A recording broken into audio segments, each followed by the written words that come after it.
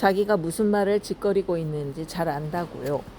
그러고 나서 그가 희죽 웃었다. 그런데도 그 여자 혓바닥은 채찍처럼 매섭기 그지없고 불에 타는 것 같죠. 그런 혓바닥으로 누구든 닥치는 대로 껍질을 벗겨버리죠. 황겸 말이에요. 참 이루 말할 수 없이 사나운 여자라고요.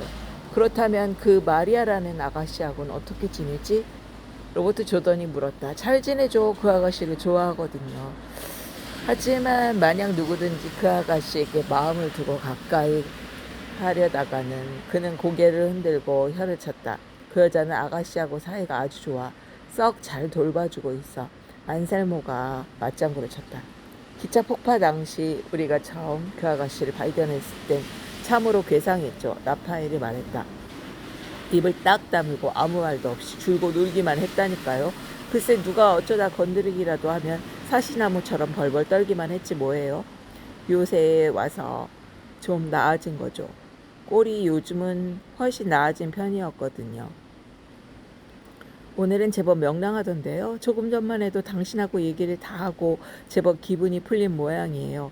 우린 기차를 폭파한 뒤 그 아가씨를 그냥 내버려두고 올 뻔했죠. 눈물만 줄줄 짜는 데다 못생기고 쓸모없어 보이는 여자 하나 때문에 오물쭈물 시간을 지체할 수가 없었거든요. 그런데 그 마누라가 밧줄로 아가씨를 묶어 걷지 못할 때는 밧줄 끝으로 후려갈기며 걷게 했죠. 얼마 뒤 아가씨가 정말로 더 이상 못 걷게 되자 그 마누라가 어깨에 짊어지고 걸었죠. 마누라가 녹초가 되면 내가 지고요. 가슴까지 감기는 가시금작화와 히스덩굴을 헤치면서 산 중턱까지 높이 올라왔죠.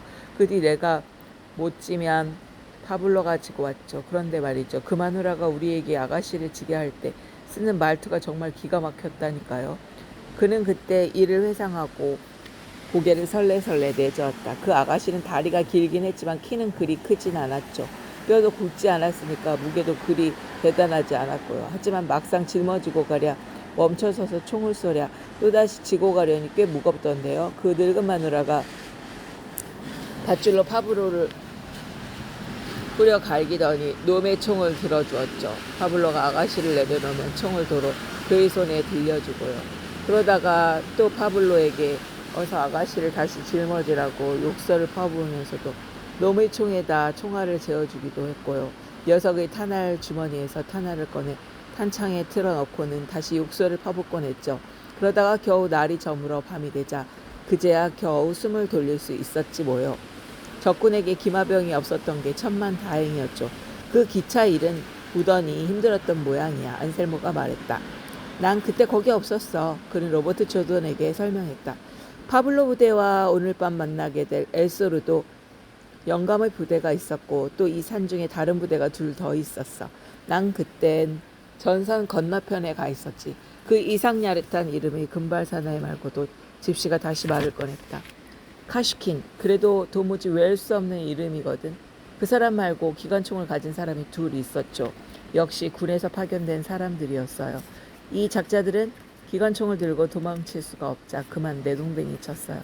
기껏해야 그 아가씨 무게밖에 안 되는 걸 가지고 만약 파블로의 마누라가 그 작자들을 주의했더라면 틀림없이 갖고 도망치기에 했을걸요. 그는 그때 일을 회상하면서 고개를 내젓더니 다시 말을 이었다. 난 머리털 나고 그때 같은 폭파 광경을 본 적이 없었죠. 기차가 차츰차츰 다가왔어요. 우린 멀리 떨어진 곳에서 지켜보고 있었고 차마 입을 뗄 수 없을 만큼 난 몹시 흥분하고 있었어요. 기차가 수증기를 내뿜더니 그 다음에는 기적이 울리더라고요. 그리고 나서 칙칙폭폭 하는 소리가 점점 똑똑히 크게 들려왔죠. 그때 폭발이 일어났는데 그 순간 기관차의 앞바퀴가 하늘로 번쩍 올라가고 땅 전체가 시커먼 연기와 폭음 속에서 치솟는 듯했고 기관차가 마치 꿈이라도 꾸고 있는 듯 흙과 침묵의 구름이 공중으로 솟아올랐죠. 그러더니 기차가 큰 부상을 입은 짐승처럼 쿵 하고 옆으로 곤두박이지 않겠어요? 하얀 수증기가 쾅 하고 폭발하자마자 온갖 파편이 우리 머리 위로 비처럼 떨어지기 시작했고 곧이어 기관총 소리가 타타타타 하고 나기 시작했죠. 집시는 마치 눈앞에 기관총이 있기라도 하듯 두 주먹을 내밀어 엄지손가락을 세우고는 아래 위로 휙 내둘러대며 계속했죠. 타타타타타 하고 그는 신바람이 나서 큰 소리로 외쳤다. 그런 광경을 본 건 머리털 나고 처음이었어요. 군인들이 기차에서 튀어나오지 않나 기관총이 놈들을 향해 불을 토하지 않나 사람들이 퍼덕퍼덕 마구 쓰러지지 않나 바로 그때였죠. 내가 흥분한 나머지 그만 기관총에 손을 대어보고 총열이 다 버릴 만큼 뜨겁다는 걸 암기라고. 그 순간 파블로의 마누라가 내 따귀를 뿌려갈기면서 이 바보놈아 어서 쏘지 못해? 쏘지 않으면 내 놈 대가리를 걷어차 깨트리고 말 거야 하고 고래고래 소리를 지르는 게 아니겠어요. 그래서 난 또 사격을 시작했지만 총을 꼭 잡고 있는 것도 무척 힘이 들었죠. 적병들은 계속해서 저쪽 언덕 위로 뛰어 올라가고 있고 얼마 뒤에 무슨 노획물이라도 없나 하고 기차 있는 데까지 가봤더니 장교놈 하나가 권총을 들이대보니 몇 놈의 병사를 우리 쪽으로 강제로 돌려 세우려고 야단을 하는 게 아니겠어요. 장교놈은 계속 권총을 휘두르며 절병들에게 고함을 버럭버럭 지르고 있었어요.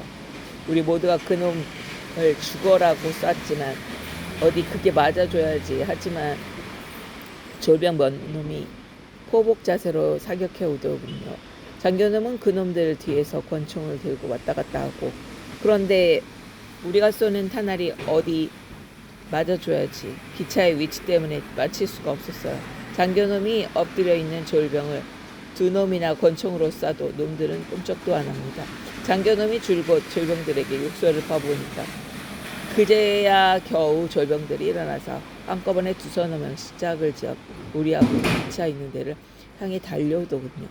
그러나 다시 엎드려 총을 쏩니다. 그래서 그쯤하고 우린 그곳을 떠나는데 그때도 우리 머리 위로 기관총이 여전히 콩복듯 불을 퍼부어 냈어요. 바로 그때 내가 아가씨를 발견했어요. 그녀가 기차에서 바위 있는 데로 달려간 곳에서요. 그 뒤론 아가씨도 우리와 같이 뛰었죠. 밤늦게까지 놈들은 우리를 뒤쫓아다녔어요. 거참 힘께나 들었겠는데 가슴이 조마조마했겠군. 안셀모가 말했다. 우리가 한일 가운데 멋들어지게 해치운 건 그 일뿐이었다. 누군가 굵직하고 나지막한 목소리로 말했다. 내 녀석은 지금 뭘 하고 있는 거야? 이 게을러 빠진 술주정부인이 입에 담지도 못할 만큼 음탕한 집시 풀의 자식아. 도대체 뭘 하고 있는 거야? 로버트 조던이 바라보니 50살 정도 되고 파블로만큼이나 몸집이 큰 여자가 서 있었다. 몸통이 거의 키만한 그녀는 농부들이 입은 검은색 스커트에 블라우스를 입고 굵은 무통다리에 두꺼운 털양말과 로프로 바닥을 댄 검은색 신발을 신고 있었다. 얼굴은 화강암 기념비의 모델처럼 갈색을 띠고 있지만 곱슬머리는 빙빙 사려서 묶고 있었다.